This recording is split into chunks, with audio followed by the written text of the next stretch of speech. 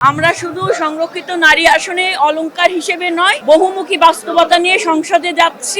শহীদ president Ziaur Rahman, মহান স্বাধীনতার ঘোষক এবং গণতন্ত্রের মা দেশনেত্রী বেগম খালেদা জিয়ার প্রতি শ্রদ্ধা নিবেদন করতে আমাদের এখানে আসা, এবং আমরা অন্তরের অন্তরস্থল থেকে আমরা শ্রদ্ধা নিবেদন করছি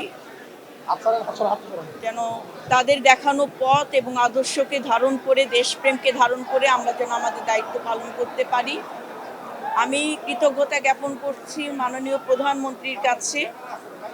তিনি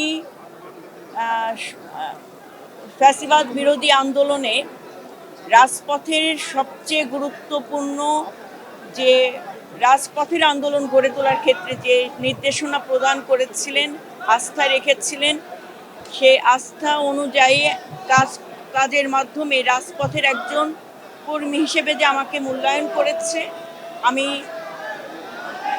মাননীয় প্রধানমন্ত্রী সহ বিএনপির স্ট্যান্ডিং কমিটি সম্মানিত সকল নেতৃবৃন্দর কাছে কৃতজ্ঞতা জ্ঞাপন করছি, যে আস্থা এবং ভরসা রেখে আমাদেরকে গুরু দায়িত্ব দিয়েছে।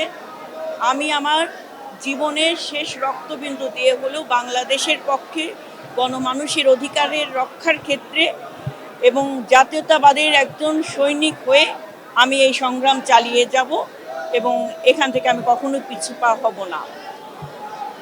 গতকাল আমাদের পার্শ্ববর্তী দেশ পশ্চিমবঙ্গের নির্বাচনের যে ফলাফল, সেই ফলাফল গণমানুষের ভোটের অধিকার প্রয়োগ হয়েছে। ভোটের অধিকারের মাধ্যমে, মানুষের গণরায়ের মাধ্যমে যারা দায়িত্ব গ্রহণ করেছে, আমি তাদেরকে সাধুবাদ জানাই। এবং আগামী দিনের বাংলাদেশের রাজনীতি নির্ধারণ হচ্ছে গণমানুষের স্বার্থকে বিবেচনা করে, দেশের স্বার্থকে বিবেচনা করে। আমাদের কাছে ফার্স্ট প্রায়োরিটি হচ্ছে আমার দেশ এবং আমার দেশের গণতন্ত্র, মানুষের অধিকার। সেই জায়গায় পররাষ্ট্রনীতি কেমন হবে, আমাদের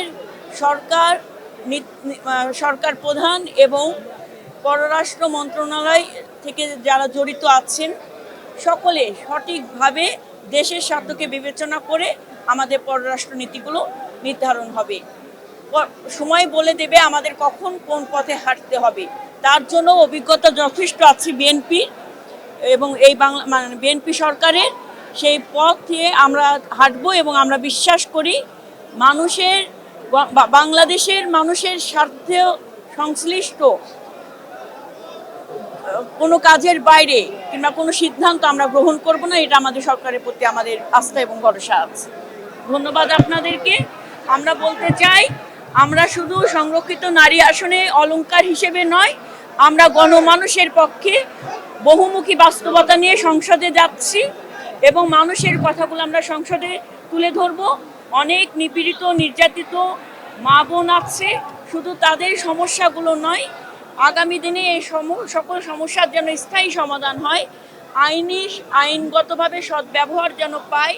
ছোটবেলা থেকেই আমাদের ছেলেমেয়েরা যেন আইনের ভাষা, সংবিধান সম্পর্কে যেন অবগত হয় এবং আমরা নারীরাই প্রমাণ করব নারী শুধু নারী সংক্রান্ত বিষয় দিয়ে নয়, আমরা শিক্ষা নিয়ে কথা বলবো, স্বাস্থ্য ব্যবস্থা নিয়ে কথা বলবো, প্রশাসন নিয়ে কথা বলবো, স্থানীয় সরকার নিয়ে কথা বলবো।